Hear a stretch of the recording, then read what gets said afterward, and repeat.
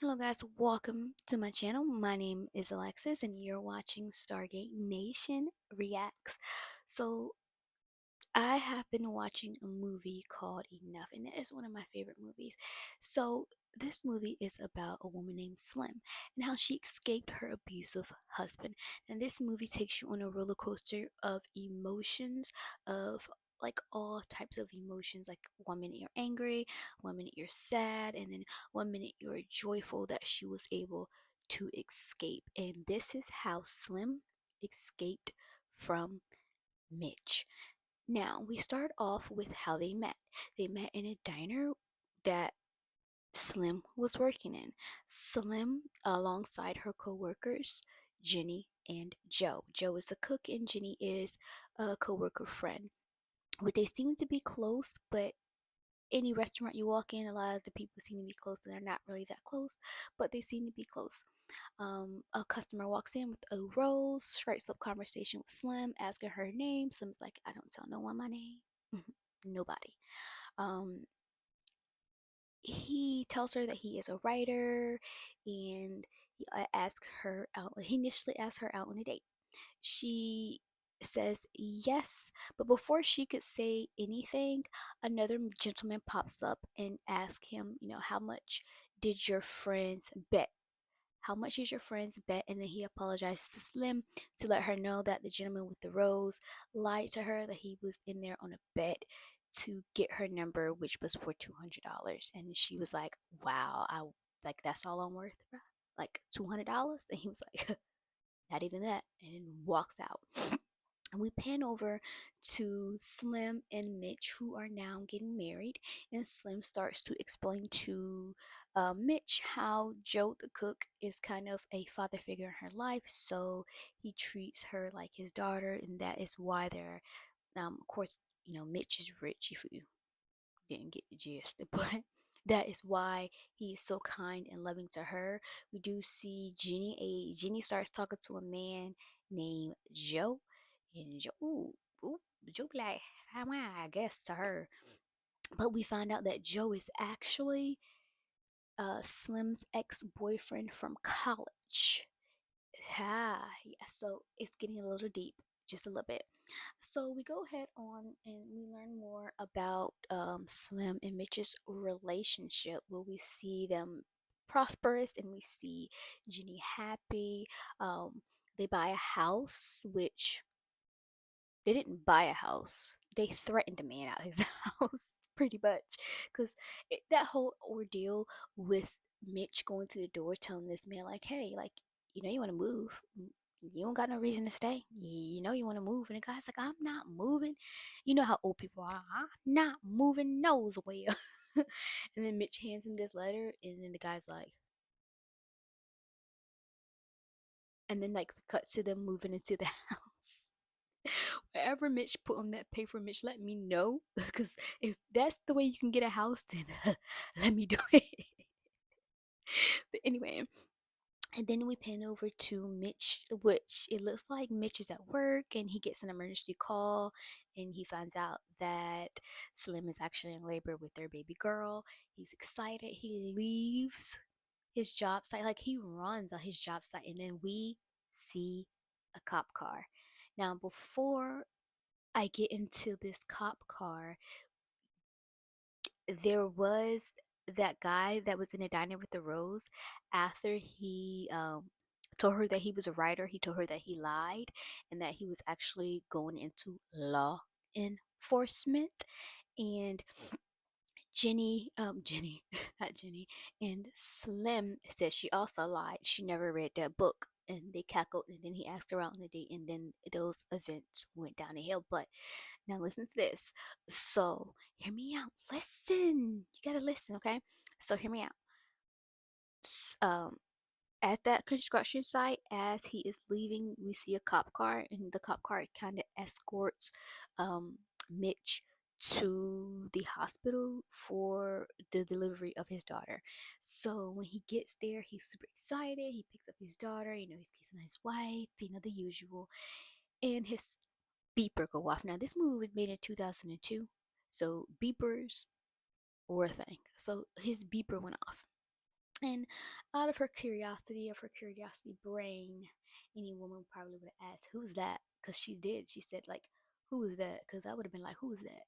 And Mitch pretty much writes it off, and he's like, "I don't know, maybe a work thing, but like, I'm worried about our daughter pregnant, so don't worry about that." So we pan off to further down the line. We see that Mitch and their daughter, who looks a lot older than when we first saw her as a little infant, they're at the beach having a good time. They are enjoying their, families together, which I do want to pan out that Slim did look bored. Like she was just sitting there like her life did look drained. Like she looked drained already, and we didn't even get to the crazy part. So as the night move on, they get back to the house. Mitch is like, I gotta get ready to go back to work. Cause I as a working man, I gotta get back to work. So he's taking a shower. She lays their daughter down. She's cleaning up the house, putting up dinner, and she goes in the room. It's like, hey, honey, and he's like, don't touch me. Pretty much, he's like, no, I gotta get ready for work. Okay, I gotta get ready for work. She's like, whatever.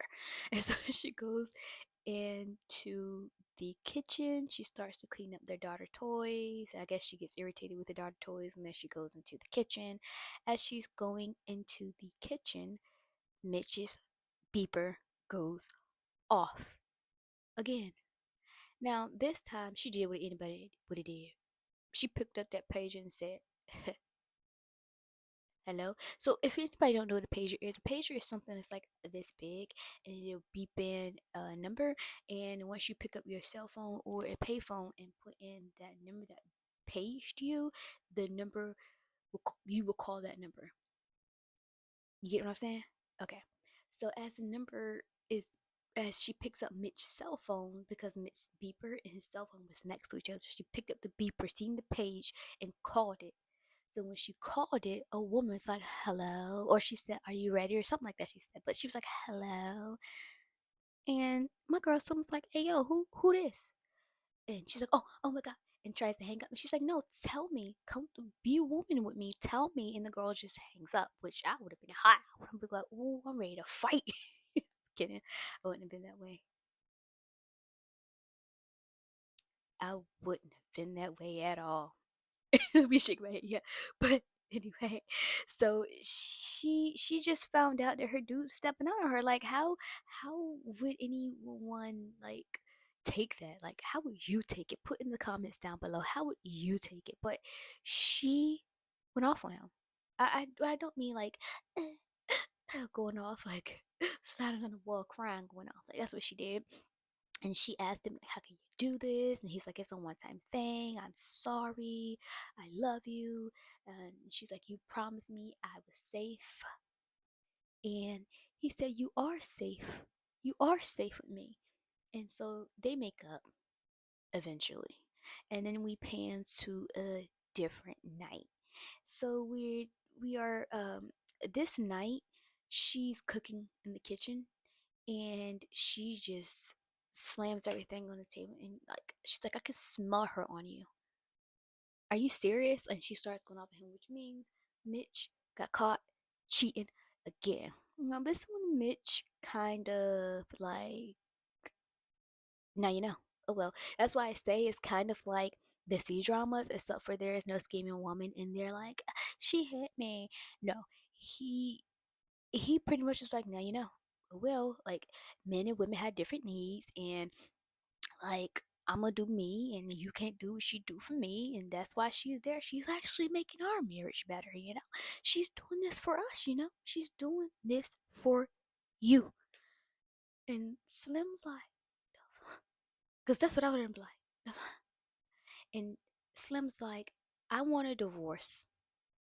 And Mitch is like, you want a what?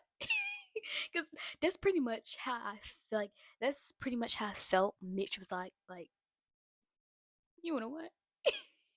Say it again. This time I mean it.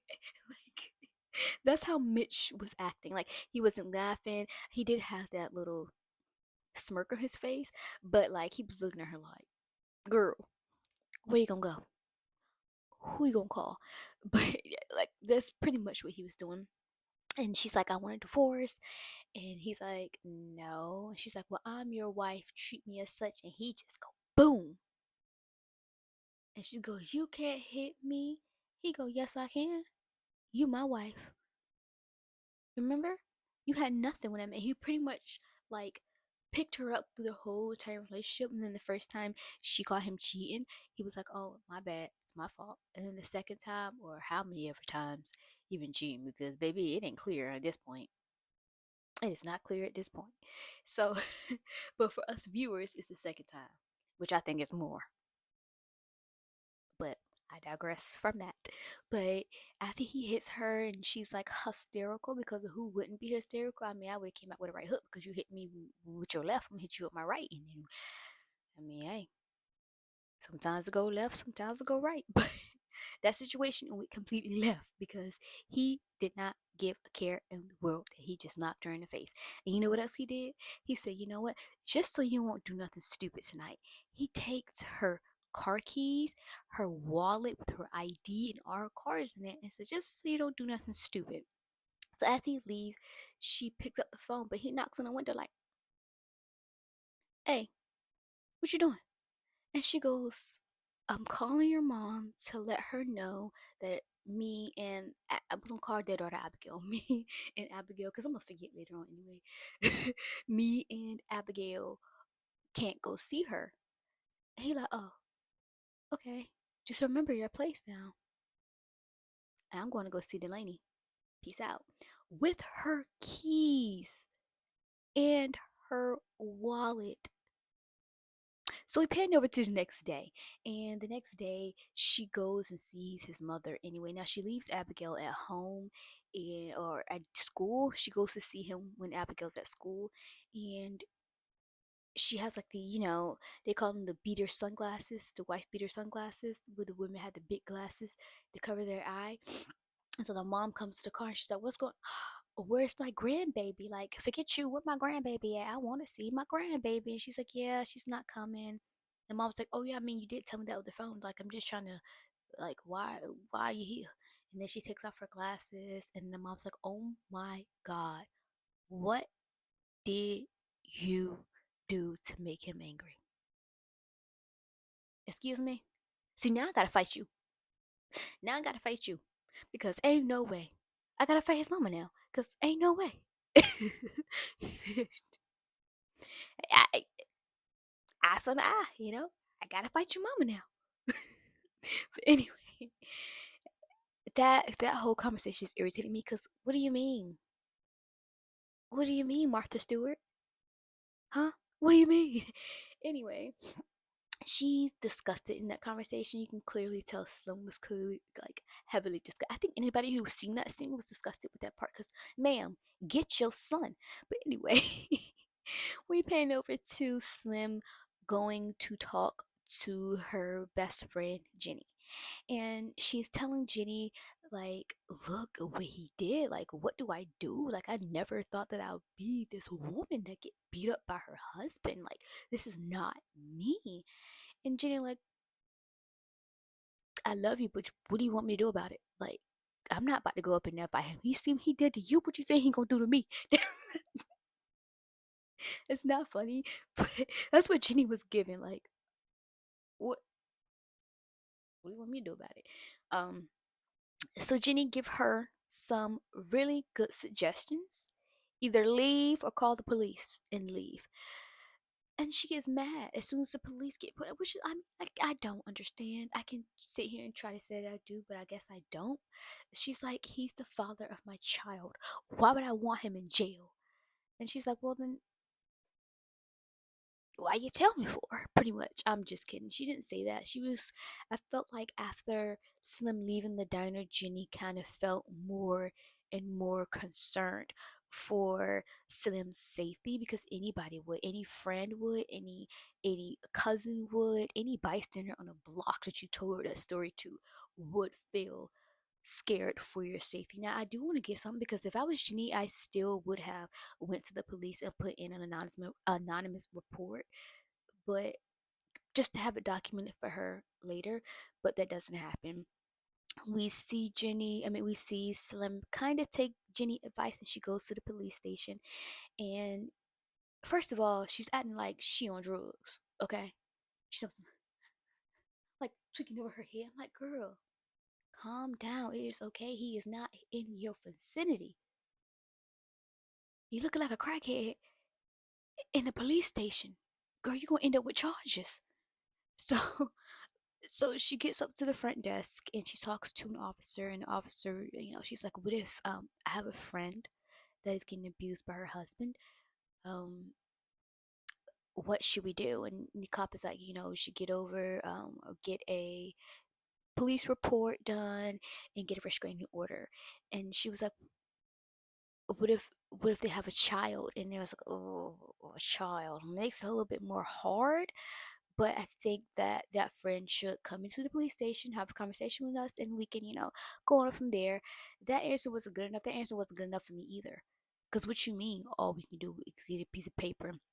Even Slim was like, well, what if he don't listen to that piece of paper and still come after her? And the cop was like, well, then you call us. And she's like, huh?